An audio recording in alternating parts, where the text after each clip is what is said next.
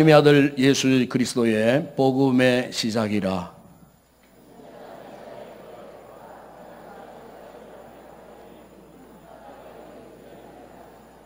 광야에 외치는 자의 소리가 있어 이르되 너희는 주의 길을 준비하라. 그의 오실 길을 곧게 하라. 기록된 것과 같이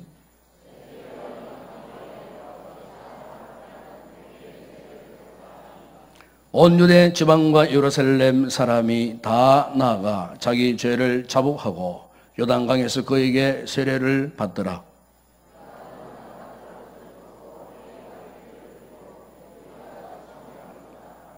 그가 전파에 이르되 나보다 능력 많으신 이가 내 뒤에 오시나니 나는 굽혀 그의 신발끈을 풀기도 감당하지 못하겠노라. 나는 너희에게로 물과 세례를 베풀 없거니와 그는 너희에게 성령으로 세례를 베푸시리라. 아멘. 세계적으로 선진국들은 이 게놈 프로젝트를 지금 빠르게 진행하고 있습니다. 이 게놈 프로젝트라고 하는 말은 우리 인체 내에 있는 유전자, 이 DNA의 모든 이 정보를 분석해서 장엄한 메모리 칩에다가 이렇게 수록하는 그런 작업을 말합니다. 이미 하등 동물 내 유전자 정보 분석은 이제 완성 단계에 있다고 합니다.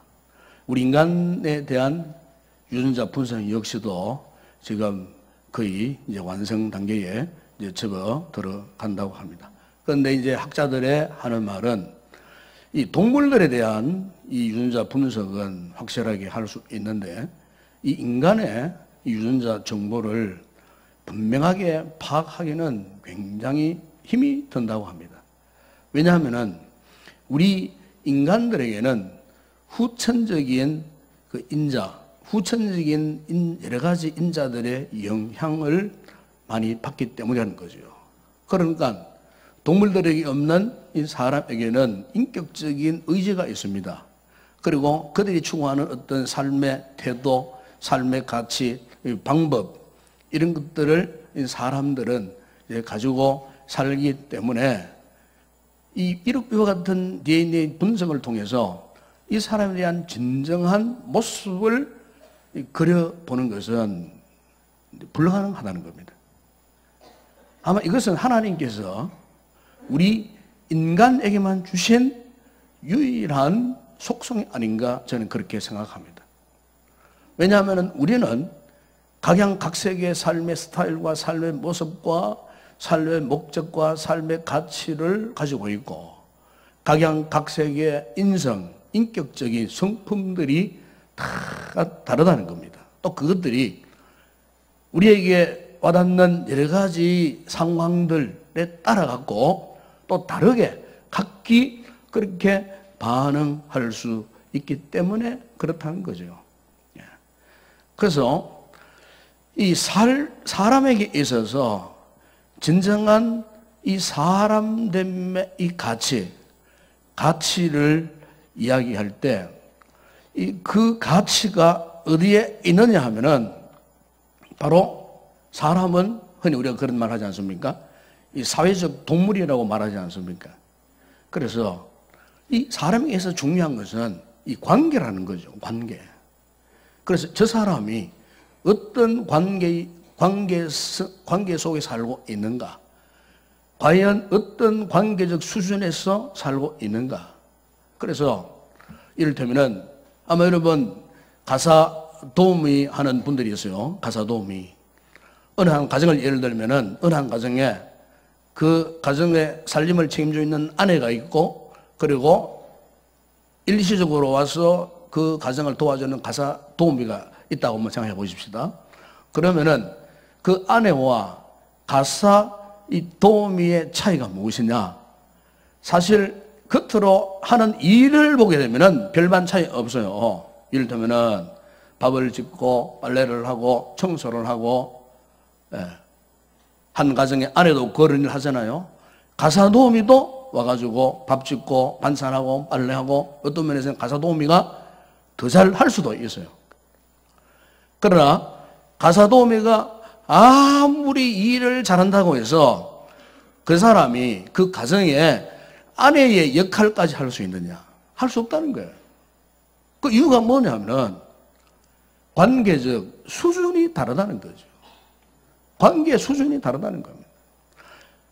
가사일을 아무리 잘해도 그 사람은 가사 도우미에 불과할 뿐이고, 비록 가사일을 잘 하지 못해도 그 사람은 그 가정의 아내로서의 역할이 각각 다르다는 거죠. 저는 오늘 우리의 믿음 생활, 우리의 신앙 생활에서도 저는 이렇게 생각을 하고 싶어요.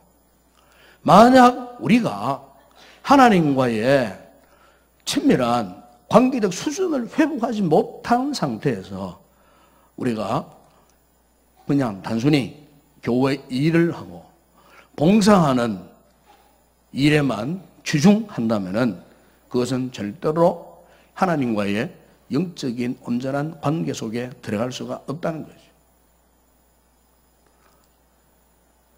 다시 말하면 우리가 하나님과의 영적인 친밀한 관계를 돈독히 하기 위해서는 하나님께서 요구하시는 그런 관계적 수준으로 올라가야만이 우리가 하나님과의 진정한 영적 수준의 관계의 삶을 살아갈 수가 있다는 거죠. 그러니까 단순히 우리가 교회 일을 그냥 열심으로 한다.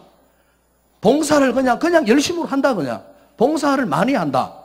이런 수준이 아니고, 봉사를 하기는 하되 우선적으로 먼저 중요한 것은 과연 하나님과 나와 어떤 관계 속에 있느냐. 이것이 더 중요하다는 거죠. 그럼 여러분, 하나님께서 오늘 우리에게 이 같은 하나님이 추구하시는 영적인 수준의 그 관계를 갖게 하기 위해서 우리에게 요구하시는 것이 뭘까? 제가 이제 성경을 이렇게 묵상하면서 이런 생각을 했어요. 과연 우리가 이왕 봉사할 거, 이왕 하나님을 섬길 거, 우리가 어떻게 하면 과연 그분의 마음을 기쁘게 하고 그분의 마음을 즐겁게 하는 그와 같은 봉사가 되고 그와 같은 섬김이 될 수 있는가? 그것은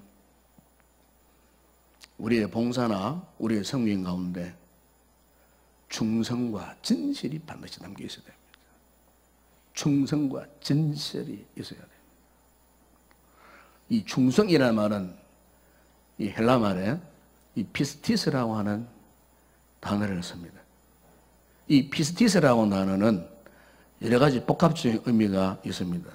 충성, 믿음, 진실, 신실, 이런 뜻을 가지고 있습니다. 원래 이 말은 옛날에 노예와 종의 관계 속에 서해진 그런 말입니다. 그러니까 한 종이 있습니다. 이 종은 시종일관 변치 않고 주인의 뜻을 따라서 열심으로 섬길 수밖에 없는 주인과의 친밀한 관계에 있는 그 노예, 그 종을 일컬어서 피스티스. 그래서 그 종이 충성스러운 종, 믿을 만한 신실한 종, 진실한 종, 그렇게 표현할 때 쓰는 단어가 바로 이 피스티스라고 하는 그런 단어라는 거죠. 이것은 오늘 우리의 믿음을 말할 때도 마찬가지입니다. 믿음의 가장 중요한 조성은 바로 충성이고 진실이라는 것입니다. 사실 요즘 우리 시대를 보게 되면 이 같은 이 피스티스의 사람이 그리워지는 그런 시대인 것 같습니다. 즉 끝까지 충성스러운 사람, 끝까지 믿음직스러운 사람, 끝까지 진실한 사람, 신실한 사람, 참 이런 사람 만나기가 드문 세대가 요즘 우리 시대가 아닌가 그렇게 생각해 봅니다. 요즘 여러분 정치권에서 일어나는 모습들을 보십시오. 어제의 적이 오늘의 동지가 되고 여당이 야당이 되고 야당이 여당이 되고 지금 갈팡질팡 오합지졸 지금 뭐 혼란스러운 이런 상태에 도무지 종잡을 수 없는 혼란의 시대, 마치 중국의 춘추 전국시대 같은 그와 같은. 왜 그럴까요? 우리 시대에 진정한 피스티스한 사람이 없다 그 말입니다, 여러분. 전부 다 자기의 유익을 따라서, 자기의 계획을 따라서, 계산을 따라가지고 움직일 뿐이지. 손해를 보더라도 끝까지 진실하게, 정직하게, 신실하게 그 자리를 지키고 버텨가는 그런 사람이 없다는 거예요. 사실 우리가 성경에 보게 되면은 이 성경에서도 이 같은 충성스러운 진실함을 찾아보면은요, 그렇게 많지를 않아요. 물론 결론적으로 말하면 다 그분들도 믿음의 사람들이에요. 그러나 그분들이 살아왔던 한 인생을 놓고 볼 때에, 자 보십시오. 우리 창세기 보게 되면은 첫 사람 아담이 있습니다. 아담은 하나님 형상으로 지어받은 최초의 인간 아닙니까? 하나님께서 그들의 주인 되어주시고 그들에게 낙원을 주셔가지고 평생 죽지 않고 늙지 않는 영생의 존재로 만들어 주셨더만 그들은 어떠했습니까? 하나님의 그 말씀의 약속을 따라 순종하지 않고 오히려 불순종하고 선악과를 따먹고 그들은 결국 타락하고 말았죠. 이 아담의 모습이에요. 우리가 흔히 말하는 의인 노아도 마찬가지였어요. 노아. 물론 노아의 전 생애를 보면 믿음의 사람이었어요. 그러나 그가 마지막 그의 인생에 있어서 큰 실수를 했죠. 어느 날 술을 진창 먹고 취해 있을 때, 하체를 벗고 있었을 때에 그 아들 함이 그걸 바라보고 막 아버지를 막 이렇게 비난했어요. 그랬다고 술 깨는 아버지가 어떠했습니까? 그 함 아들을 저주했어요.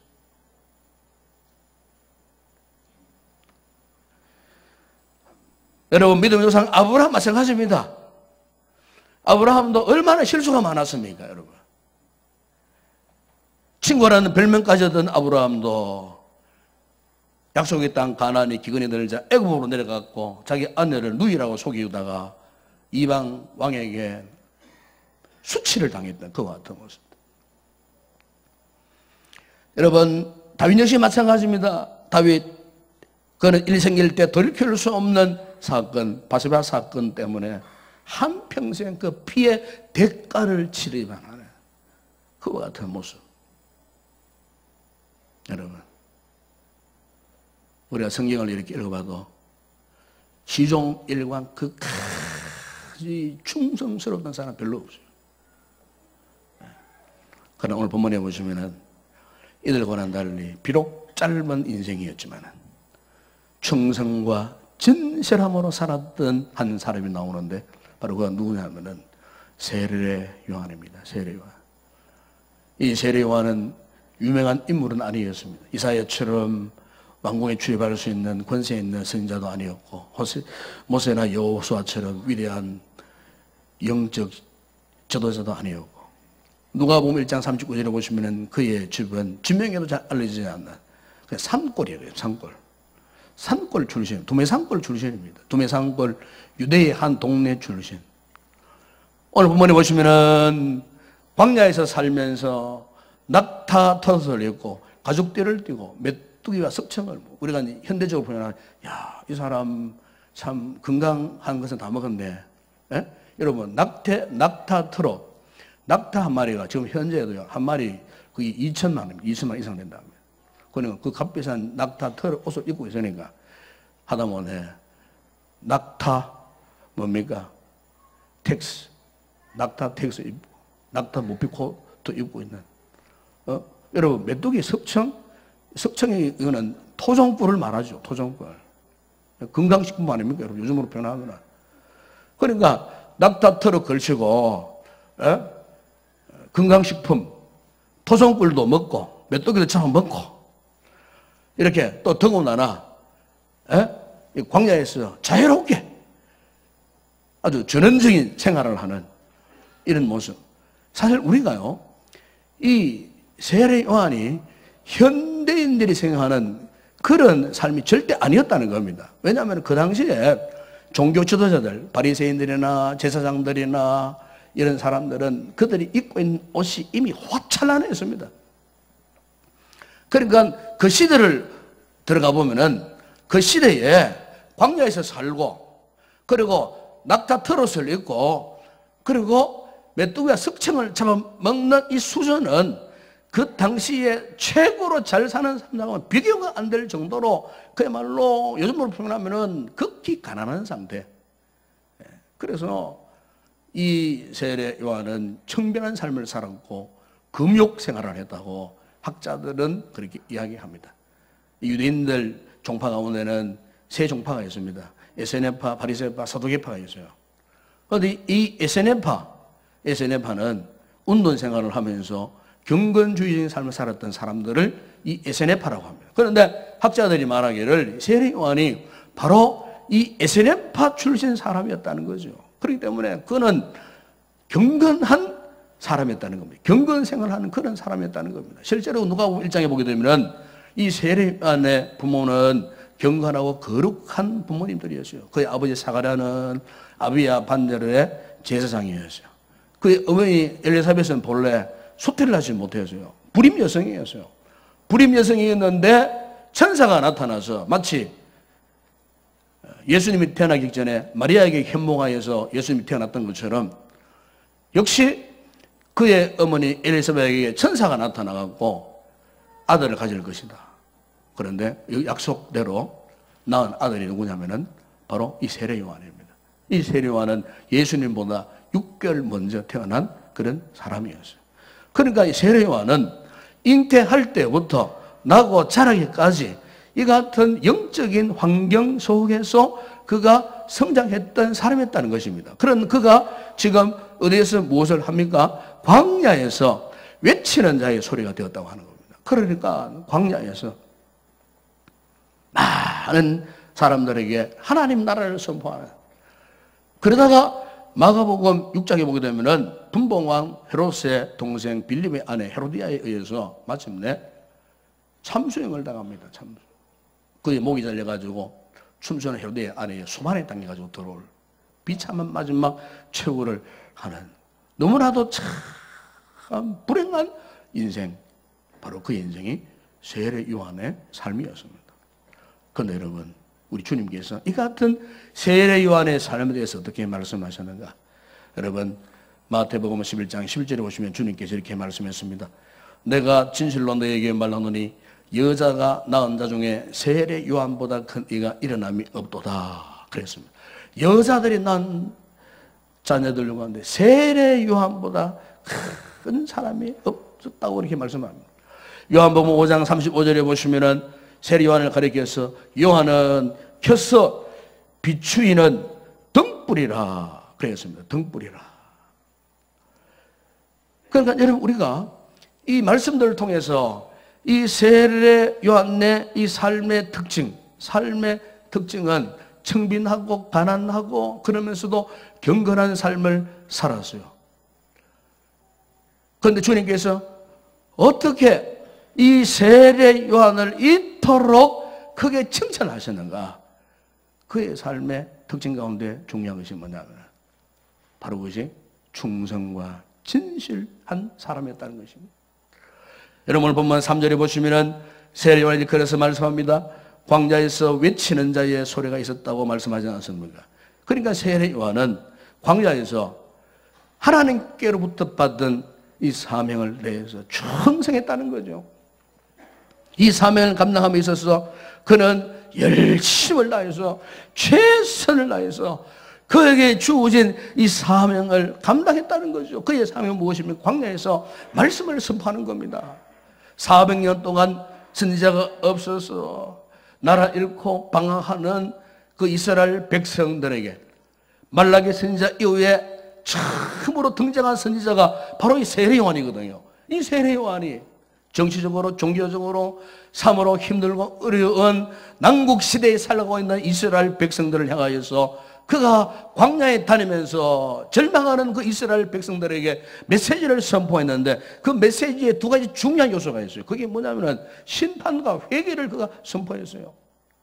마태복음 여러분 3장 7절에 8절에 보게 되면 그에게 바리새인들과 사두개인들이 다가올 때에 그들 향해서 요한이 외쳤습니다.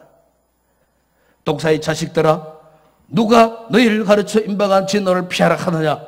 회개에 합당한 열매를 맺으라고.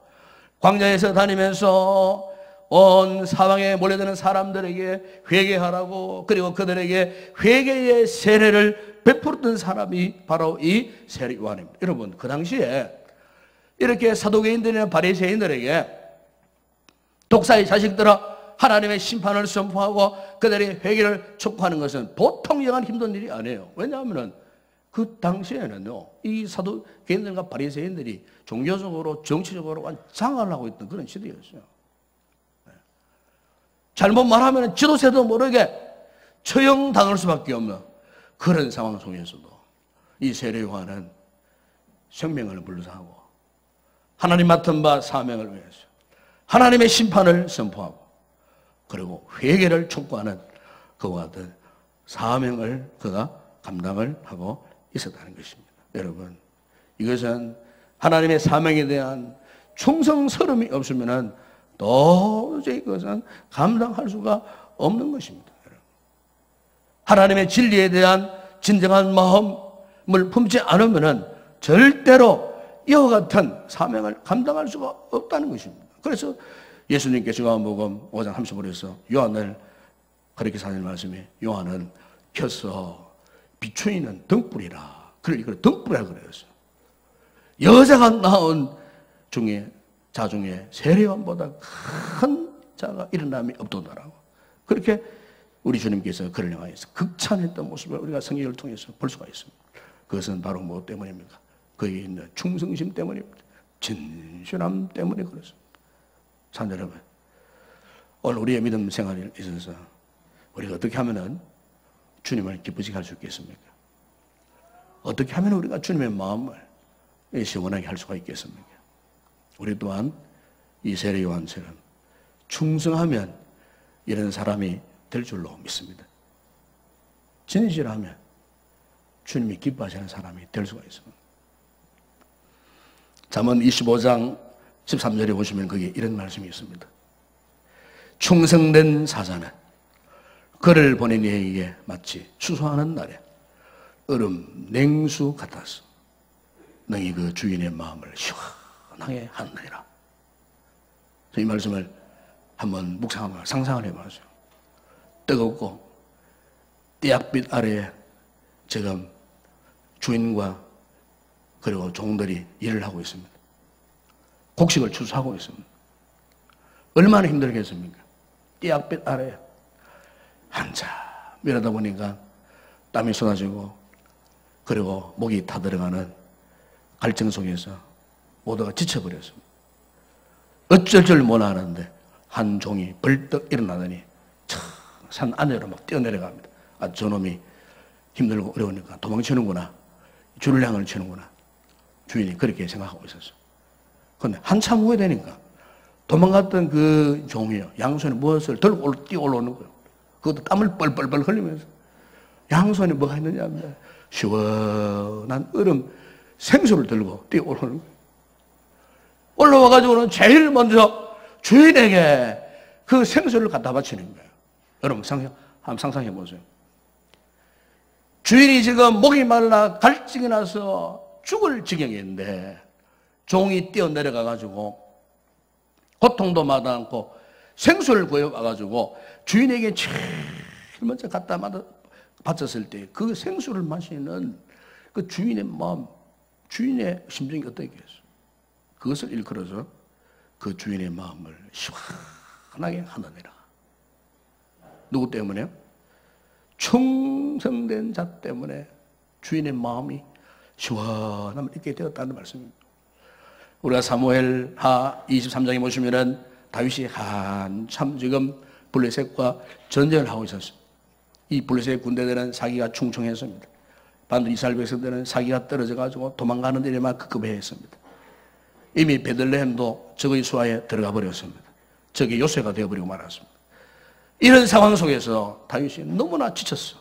너무나 평온한 나머지 갈증이 일어났어요. 목이 말랐어요. 그래서 자신도 모르게 자연스럽게 탄식이 흘러나와서요. 사무엘하 23장 15절에 보시면은 다윗이 소원하여 이르되 베들레헴 성문 곁 우물물을 누가 내게 마시게 할까? 그랬어요. 너무나 갈급한 그런 상황이었어요.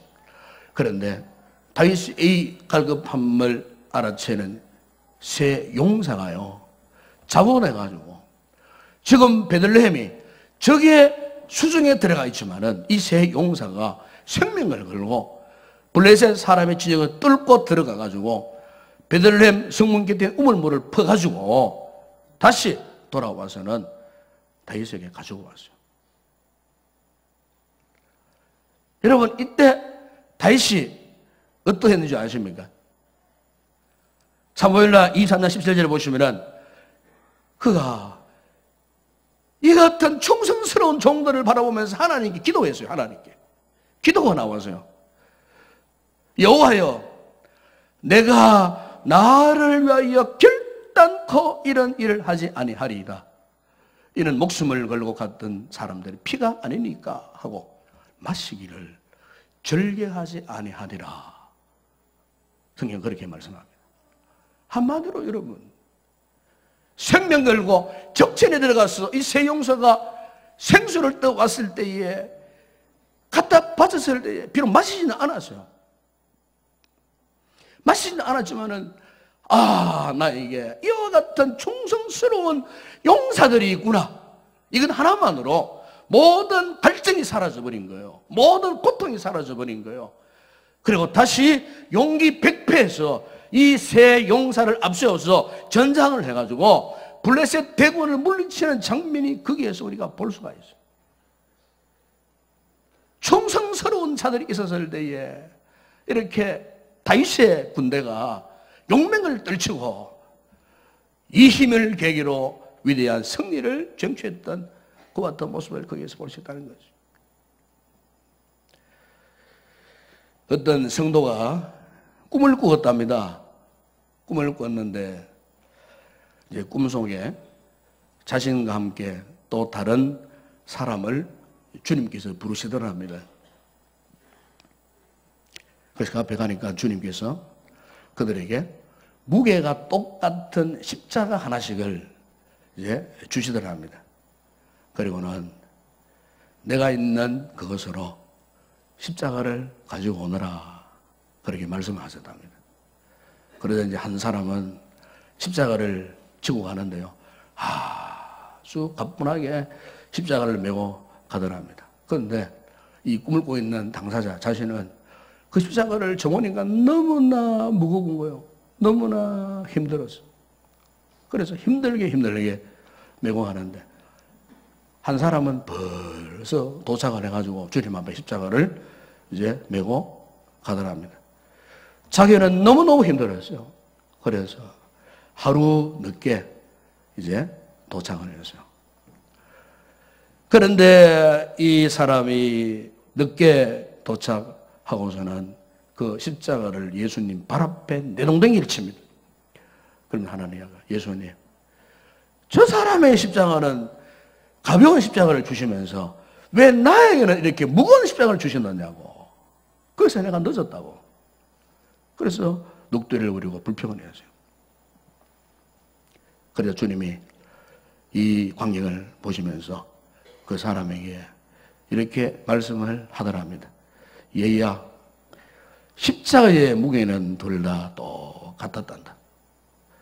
그런데 너는 십자가를 메고 올 때 계속 불평을 하지 않았느냐.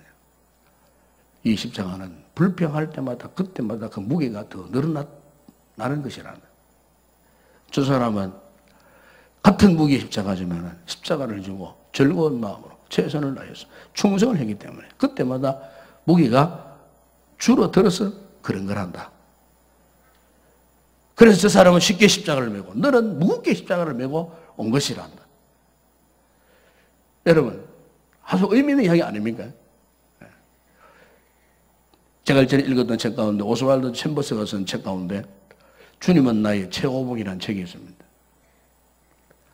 이 책, 이 제목, 원 제목이 이렇습니다. My utmost voice highest라는 그런 제목입니다. 그러니까 최고의 하나님을 향한 나의 최선이라는, 저기 하면 그런 뜻이에요. 최고의 하나님을 향한 나의 최선. 그러니까 우리의 최고가 누구냐? 하나님이에요. 주님이죠. 그런데 그 주님을 향한 향하여서 나의 태도가 어떠냐? 최선을 다한다는 거죠. 최선을 다한다는 거죠. 예, 저는 이 신앙생활을 그렇게 표현하고 싶어요. 우리의 최고가 되시는 하나님을 향하여서 우리가 할 수 있는 것은 최선을 다해서 달려가는 거예요. 충성이 뭡니까? 바로 충성이라는 말이 이것 아니겠어요, 여러분? 우리의 최고 되시는 예수 그리스도를 향하여, 주님의 나라를 향하여 우리가 최선을 다하여 전신 전력으로 전력 질주하기 위해서 달려가는 그 모습, 그게 바로 여러분 충성이 아니겠습니까, 여러분? 오늘 본문에서 나오는 세례 요한이 바로 그런 사람이었다는 것입니다, 여러분. 그는 하나님을 최고로 여겼던 사람이었습니다. 그리고 모든 열정을 다하여 마지막 순간까지 자신의 목이 달아난 그 순간까지 순교하기까지 열정을 다하여 최선을 다했던 그 사람, 이 충성스러운 세례 요한에 대해서 오늘 보면 여러분 요한 마가복음 1장 7절 8절 보시면 이렇게 말씀하지 않습니까? 그가 전파에 이르되 나보다 능력 많으신 이가 내 뒤에 오나니 나는 굽혀 그의 신발끈을 풀기도 감당하지 못하겠노라. 나는 너희에게 물로 세례를 베풀었구나. 그는 너희에게 성령으로 세례를 베푸시리라. 그렇게 말씀했어요. 겸손하게 마지막 순간까지 최선을 다했던 이 세례 요한 스스로가 그렇게 지금 고백하고 있지 않습니까, 여러분? 요한복음 10장 41절 42절에 보시면 이 같은 충성스러운 세례 요한에 대해서 사도 요한이 이렇게 전거를 하고 있습니다. 거기 보면은 많은 사람이 왔다가 말하되 요한은 아무 표적도 행하지 아니하였으나 요한이 이 사람을 가리켜 말한 것은 다 참이라 하더라. 그리하여 거기서 많은 사람이 예수를 믿으니라 그랬어요. 그러니까 이 세례 요한은 하나님 앞에서 그의 사명을 감당하면서 충성과 함께 이 사람은 정말 진짜 사람, 진짜 예수쟁이다, 진짜 그리스도인이다, 진짜 사명자다. 이 사람이 하는 말은 우리가 다 믿을 것이다 할 정도로 이 사람은 세례 요한은 진실한 사람이었다는 겁니다. 진실한 사람, 충성스럽고 진실한 사람이었다는 겁니다. 여러분, 오늘 우리 자신을 한번 돌아보십시다. 오늘 우리가 주님 앞에서 어떤 모습으로 우리가 지금 믿음 생활을 하고 있습니까? 여러분, 주님이 기뻐하시는 사람이 어떤 사람이겠습니까? 오늘 말씀의 결론을 맺으면 바로 이겁니다. 우리 모두 하나님 앞에서 피스티스의 사람이 될 때 주님이 기뻐하시는 그런 사람들이 될 줄로 믿습니다. 하나님께서 우리 맡겨주신 사명에 충성하는 사람, 이 사명을 위해서 진실하여 신실한 사람, 그래서 충성과 진실함으로 섬길 때 이 세례요한을 통해서 기뻐하셨던 그 주님께서 오늘 저와 여러분을 향하여서 크게 칭찬하시고 기뻐하여 주실 줄로 믿습니다. 충성스러운 성도들이 되길 바랍니다. 진실한 성도들이 되길 바랍니다. 기도하겠습니다. 우리 아버지 하나님 감사합니다. 오늘 이렇게 세례 요한의 한 생애를 돌아보면서 이 세례 요한처럼 우리 또한 하나님 앞에 충성과 진실한 사람이 되기를 원합니다. 주님의 마음을 기쁘시게 할 수 있는, 주님의 마음을 시원하게 할 수 있는 진정한 충성스러운 그런 자들이 되게 하여 주시고 이 충성과 진실을 통하여서 주신 귀한 사명을 감당하는 귀한 복된 성도들 다 되어줄 수 있도록 축복하여 주시옵소서. 예수님의 이름으로 기도드리옵나이다. 아멘.